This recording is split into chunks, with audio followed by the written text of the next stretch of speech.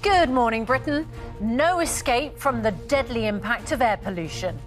Increasing the risk of miscarriage, of cancer, of dementia. A landmark study today reveals air pollution causes harm to people at every stage of life, from before birth through to old age. Well, the report's authors at Imperial College London say the impacts and effects of air pollution are hiding in plain sight. They say even people living in the least polluted suburbs are affected.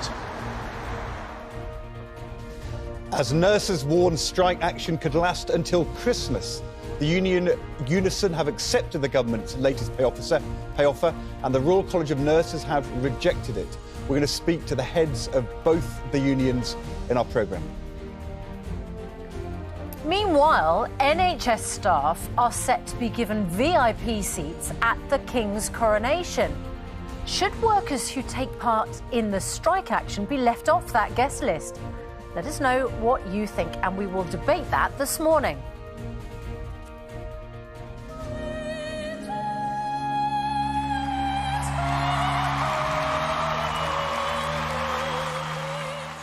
Britain's Got Talent is back. 2 fabulous shows over the weekend, and we're going to be joined by the 13-year-old whose performance reduced Bruno, all of us, to tears and won Simon's Golden Buzzer.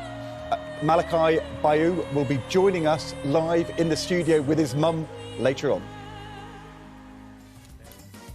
Plus, King of the Ballroom, what does Strictly's Anton Dubek think of Bruno's performance?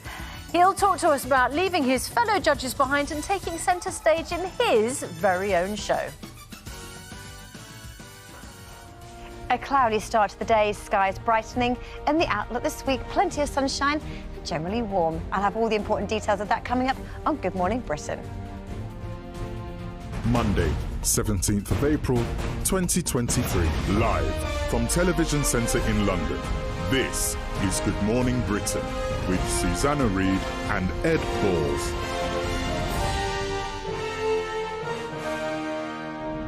Good morning, Britain. It's just gone at 6 o'clock. Welcome to the programme. Welcome back to the programme, Ed. Welcome back. Did you have a good break? Oh, fantastic. Got to spend time because the children they're growing up, leaving home, and it's quite hard to spend time with all of them together. It's not like the old days when they'd just be all hanging around, jumping into bed with you first thing of the Easter holidays. I keep offering, but they say... No, exactly. We're too old for that now. No. We don't do that. They barely get out of bed, do they? That's weird. But actually, we had all of our 3 kids together with us, and... You get to the point, because they're now all 18 to 23, exactly and the same, when those moments happen, you think, I don't know if this is going to happen again. No. So just enjoy it now, but of course, if you try and enjoy it too much, they get really annoyed. What are you going on about? Leave us alone. So, exactly. But it was really Let great. me get back onto Football Manager or FIFA. Look, we have news that we're coming back to that it feels like we discussed non-stop before we left, and that is the strike action.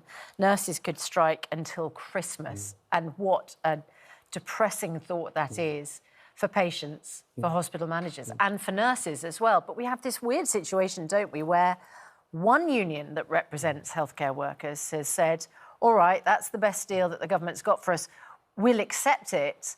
And one union, the RCN, which has said, we're not going to accept it. So that's a split that you can see the government leveraging and using perhaps to its advantage. As someone who used to negotiate in these situations, used to be part of government, what do you make of that? Well, look, the government last autumn was being hardball with the unions, and then they changed tack. And they said, let's negotiate and let's get a deal. And I think the reason is because the government does not want, over the course of this year, disruption and strikes, especially when the NHS is under such pressure, there's an election coming. So actually, this is quite a bad outcome for everybody. The strikes may carry on, but the Royal College of Nurses leader, Pat Cullen, said she supported the deal. Her members have disagreed with her, which is why potential more strikes to come. And then, of course, for Unison, who supports some nurses but lots of other workers in the NHS, they recommended the deal. Their members agreed. Now the nurses are taking a tougher line. So that's a bit awkward. So it'll be really interesting today. We've got Christine McAnee, the leader of Unison, coming on. and the leader of the Nurses Union, Pat Cullen, to tell us what she's going to do now her members have rejected her view, and a government minister, Gillian Keegan. The NHS workers were offered a deal. The teachers who are striking were offered a less good deal. I think this feels like a mess for everybody, to be honest. Doesn't it? And of course for patients, and most of all. particularly for patients. We've got record waiting lists, of course. The other thing we're discussing this morning, well, there's a huge number of topics always, but this announcement by the Prime Minister that we're all going to be studying maths for longer. I was very glad to leave maths behind at O-level that long ago. Do you want to try some GCSE maths questions this morning, Ed? What, live on television? Live on television, because you can imagine that Gillian Keegan, the Education Secretary, is going to be facing maths questions this morning. I'll do your deal. Every question you ask me, I'll ask you one back. Right, OK, then. I can work out the maths on that, and that is we're going to do 0 questions this morning. But aren't you studying maths? I am, actually. I mean, it's such a funny thing, given we're talking about this today. But I did GCSE, actually did additional maths at O-level back in the 1980s. I never did A-level maths. Right. I did economics all the way through to 2 years of graduate school, did lots of economics maths, but I never did A-level maths, and I've always regretted it. And so before Christmas, I decided, you know, do something new. I'm learning the piano. I learned to sail. I'd start. So I'm actually doing A-level maths. What are you, some kind of masochist? Taught by my mother-in-law, who is a brilliant maths teacher. She was head of a sixth form college for years. She's retired now, but so I've been doing problem sets, I'm doing EdXL, I'm doing factorisation and all of this algebra. I've got to say, it's really hard. I mean, it's really you know hard. What? That's the part of it I didn't need to be told. Like, yes, it's really hard. But I really feel as though, you know, I'm one of those people who, I think 30 years on, I would have done A-level maths, and I didn't. And I think I'm one of those people who, for whatever reason, felt, you know, maybe I'm not good at maths. And I think that's such a wrong view. Yeah. And therefore, on that one point, I really agree with Rishi Sunak. And so I decided, you know, in 2 years' time, I mean, look, it could be 5 years' time. Let's wait and see.